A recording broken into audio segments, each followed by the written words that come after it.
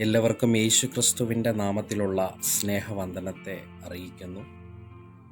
ഇന്നത്തെ വചനധ്യാനത്തിന് യോഹന്നാൻ്റെ സുവിശേഷം 8-ാം അധ്യായം അതിൻ്റെ 7-ാം വാക്യം. അവർ അവനോട് ചോദിച്ചു കൊണ്ടിരിക്കുമ്പോൾ അവൻ നിവർന്നു, നിങ്ങളിൽ പാപമില്ലാത്തവൻ അവളെ ഒന്നാമത് കല്ലെറിയട്ടെ എന്ന് അവരോട് പറഞ്ഞു. വളരെ സുപരിചിതമായൊരു വേദഭാഗമാണ്. നമ്മൾ അനേക സമയം വായിച്ചിട്ടുള്ളൊരു ഭാഗമാണ്. ഇതിൽ നിന്ന് ദൈവത്തിന് സംസാരിക്കുവാനുള്ളത് നമ്മൾക്ക് ധ്യാനിക്കാം. ശാസ്ത്രിമാരും പരീശന്മാരും വ്യഭിചാരത്തിൽ പിടിച്ചിരുന്ന ഒരു സ്ത്രീയെ കൊണ്ടുവന്ന് യേശു കർത്താവിൻ്റെ മുന്നിൽ കൊണ്ടുവന്ന് നിർത്തുന്ന ഒരു ഭാഗമാണ് 8-ാം അധ്യായം അതിൻ്റെ 3-ാം വാക്യത്തിൽ നമ്മൾക്ക് കാണുവാൻ പറ്റുന്നത്. ഈ പരീശന്മാരും ശാസ്ത്രിമാരും കൊണ്ടുവന്ന് നിർത്തി യേശുവിനോട് ചോദ്യം ചോദിക്കുക, ഗുരോ, ഈ സ്ത്രീയെ വ്യഭിചാര കർമ്മത്തിൽ തന്നെ പിടിച്ചിരിക്കുന്നു. ഇങ്ങനെയുള്ളവരെ കല്ലെറിയണമെന്ന് മോശെ ന്യായപ്രമാണത്തിൽ ഞങ്ങളോട് കൽപ്പിച്ചിരിക്കുന്നു. നീ ഇവളെക്കുറിച്ച് എന്തു പറയുന്നു എന്ന് ചോദിച്ചു. ശ്രദ്ധിക്കണം, ഈ സ്ത്രീയെ വ്യഭിചാര കർമ്മത്തിൽ തന്നെ, ഇവൾ വ്യഭിചാരം ചെയ്തുകൊണ്ടിരിക്കുമ്പോൾ തന്നെ ഈ ശാസ്ത്രിമാരും പരീശന്മാരും പിടിച്ചവളാണ്, ഇവളെ പിടിച്ചതാണ്. അതുകൊണ്ട് തന്നെ വേറൊരു സാക്ഷിമൊഴികളുടെയോ ഒരു പരാതിയുടെയോ കാരണമൊന്നുമില്ല. ഇവൾ പാപം ചെയ്തുകൊണ്ടിരുന്നപ്പോൾ തന്നെ ഇവളെ പിടിച്ചു. അതിന് ഇവർ തന്നെ സാക്ഷികളാണ്. അതുകൊണ്ട് ഇവർക്ക് കുറ്റം വിധിക്കാം, ശിക്ഷ നടപ്പാക്കാം. അങ്ങനെ ശിക്ഷ നടപ്പാക്കാൻ ഇവർ ശ്രമിക്കാതെ ഇവളെയായി യേശുവിൻ്റെ അടുക്കലേക്ക് വരികയാണ്. യേശുവിൻ്റെ അടുക്കൽ വന്ന് യേശുവിനോട് ന്യായപ്രമാണത്തിലെ ഈ പാപം സംബന്ധിച്ച കാര്യം ഇവർ സംസാരിക്കുകയാണ്. ഇങ്ങനെയുള്ളവരെ കല്ലെറിയണമെന്ന് മോശ ന്യായപ്രമാണത്തിൽ ഞങ്ങളോട് കൽപ്പിച്ചിരിക്കുന്നു. നീ ഇവളെക്കുറിച്ച് എന്തു പറയുന്നു എന്ന് ചോദിച്ചു. ഈ ചോദ്യം യേശുവിനോട് ഇവർ ചോദിച്ചതിൻ്റെ പിന്നിൽ അതിൻ്റെ 6-ാം വാക്യം, ഇത് അവനെ കുറ്റം ചുമത്തുവാൻ സംഗതി കിട്ടേണ്ടതിന് അവനെ പരീക്ഷിച്ച് ചോദിച്ചതായിരുന്നു. യേശുവിൻ്റെ മേൽ കുറ്റം ചുമത്തണം. കാരണം ഇവൻ ന്യായപ്രമാണത്തെ നിഷേധിക്കുന്നുവെന്ന് അതൊരു വലിയ കുറ്റമാണ്. ഈ കുറ്റം യേശുവിൻ്റെ മേൽ ചാർത്തേണ്ടതിന് വേണ്ടിയാണ് യേശുവിൻ്റെ അടുക്കലേക്ക് ഇവളെ കൊണ്ടുവരുന്നത്.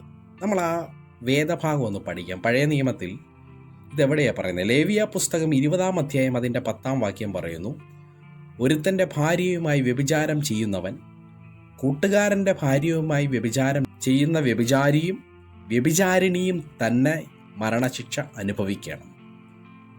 ആവർത്തന പുസ്തകം 22-ാം അധ്യായം 22-ാം വാക്യം പറയുന്നു, ഒരു പുരുഷൻ്റെ ഭാര്യയായ സ്ത്രീയോടുകൂടെ ശയിച്ച പുരുഷനും സ്ത്രീയും ഇരുവരും മരണശിക്ഷ അനുഭവിക്കണം. ഇങ്ങനെ ഇസ്രയേലിൽ നിന്ന് ദോഷം നീക്കിക്കളയണം. അല്ലെങ്കിൽ ഇങ്ങനെയുള്ളവരെ, ഇതാണ് ഇവർ പറയുന്നത്, ഇങ്ങനെയുള്ളവരെ കല്ലെറിയണമെന്ന് മോശ ന്യായപ്രമാണത്തിൽ കൽപ്പിച്ചിട്ട് ഇങ്ങനെയുള്ളവർ മരണശിക്ഷയ്ക്ക് യോഗ്യരാണ്. പക്ഷെ ഇവർ കൊണ്ടുവന്ന് യേശുവിൻ്റെ മുന്നിൽ നിർത്തുമ്പോൾ നമ്മൾ ചിന്തിക്കേണ്ട ഒരു ഭാഗമുണ്ട്. ഭാര്യയുമായി വ്യഭിചാരം ചെയ്യുന്ന വ്യഭിചാരിയും വ്യഭിചാരിണിയും, ഇതാണ് ന്യായപ്രമാണം. ആവർത്തന പുസ്തകത്തിൽ പറയുന്നത് സ്ത്രീയോടുകൂടെ ശയിച്ച പുരുഷനും സ്ത്രീയും.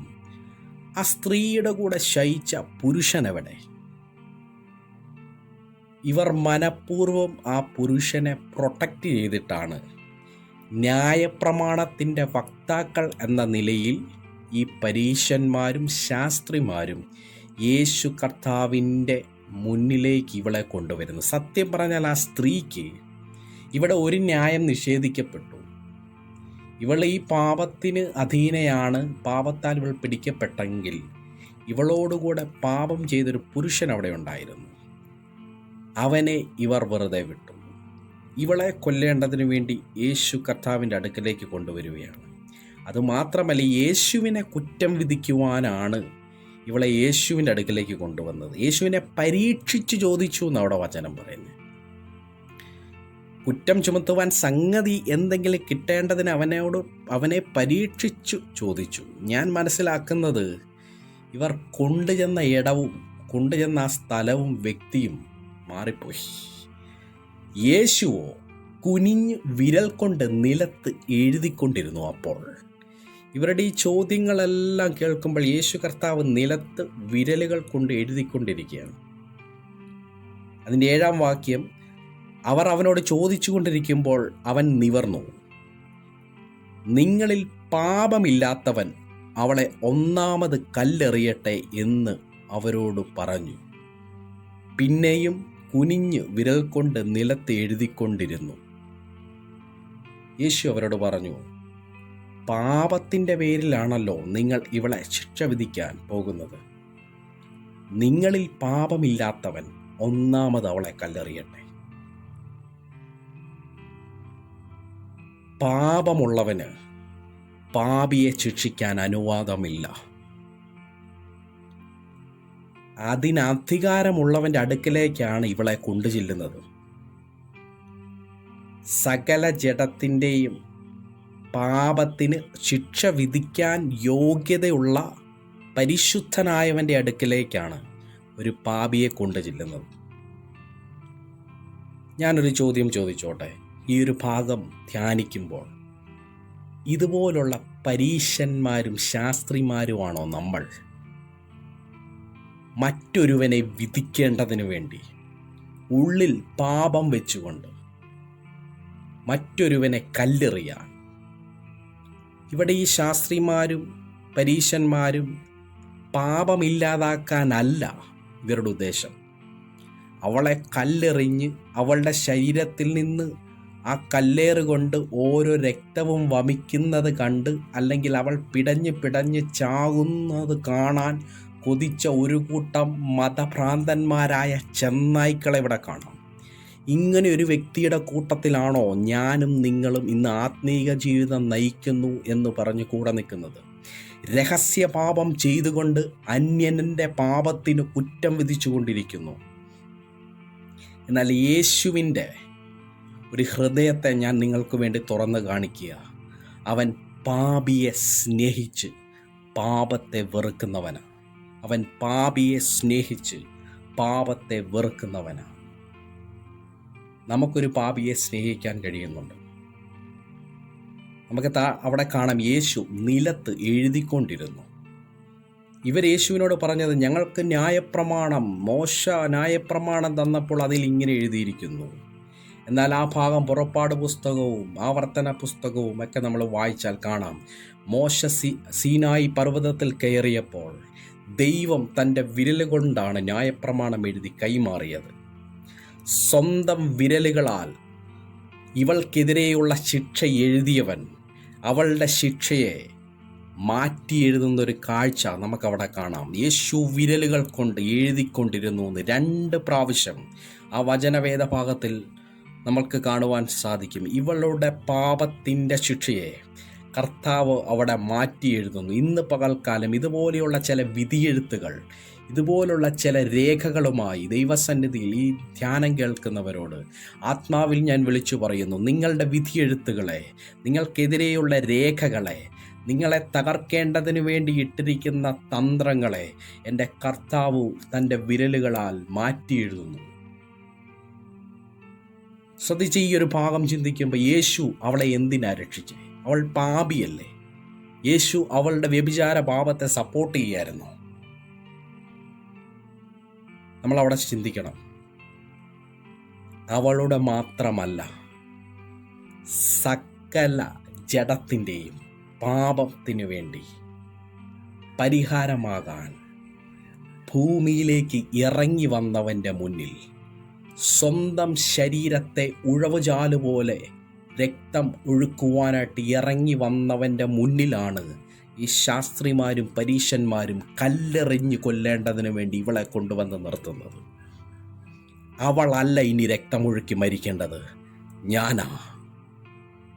ഇന്ന് പാപബോധത്താൽ എൻ്റെ കയ്യിൽ നിന്ന് വന്നുപോയ പിഴ എൻ്റെ ജീവിതത്തിൽ പലതവണ മാറ്റാൻ ശ്രമിച്ചിട്ടും മാറ്റാൻ പറ്റാതെ വണ്ണം വീണ്ടും വീണ്ടും വരുന്ന നിൻ്റെ ആ പാപത്തിൻ്റെ പരിഹാരം യേശു ക്രിസ്തുവാ.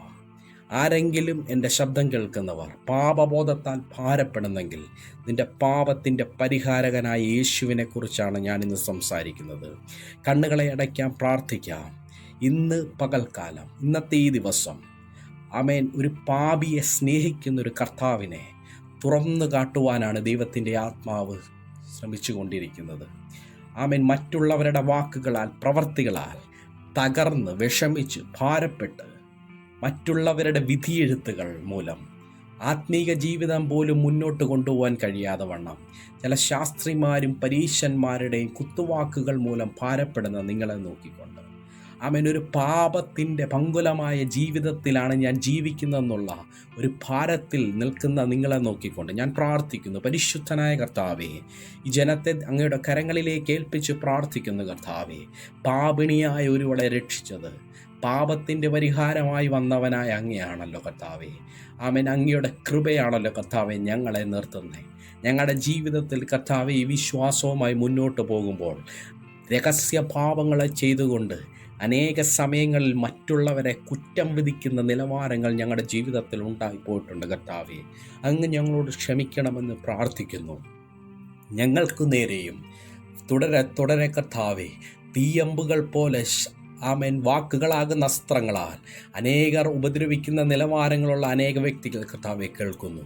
എൻ്റെ സ്വർഗത്തിലെ ദൈവം അവരെ സംരക്ഷിക്കണമെന്ന് പ്രാർത്ഥിക്കുന്നു. അനേക ഭാരങ്ങളാൽ കർത്താവെ, ഇന്ന് പകൽക്കാലം ജീവിതത്തിൻ്റെ പ്രയാസങ്ങളിൽ, ബുദ്ധിമുട്ടുകളിൽ ഭാരപ്പെടുന്ന വ്യക്തികളെ അങ്ങയുടെ കരങ്ങളിലേക്ക് ഏൽപ്പിക്കുന്നു. അവരുടെ വിധിയെഴുത്തുകളെ അങ്ങയുടെ കൈവിരലുകളാൽ മാറ്റി എഴുതിയതിനായി നന്ദിയോടെ സ്തുതിക്കുന്നു. കർത്താവേ, യേശുവിൻ്റെ നാമത്തിൽ ഈ ജനത്തെ അനുഗ്രഹിച്ച് പ്രാർത്ഥിക്കുന്നു. ദൈവകൃപ വ്യാപരിക്കണം. ഈ വചനത്തിലൂടെ എന്തൊക്കെ സമാധാനം, എന്തൊക്കെ നന്മകൾ കർത്താവേ ഈ വചനത്തിലൂടെ സ്വർഗത്തിലെ ദൈവം തുറന്നു നൽകുന്നോ അവയൊക്കെയും പകർന്ന് ഞാൻ പ്രാർത്ഥിക്കുന്നു. അങ്ങ് ഞങ്ങളുടെ പ്രാർത്ഥന കേട്ടതിനായി നന്ദി. യേശുവിൻ്റെ അധികാരമുള്ള നാമത്തിൽ തന്നെ. ആമേൻ.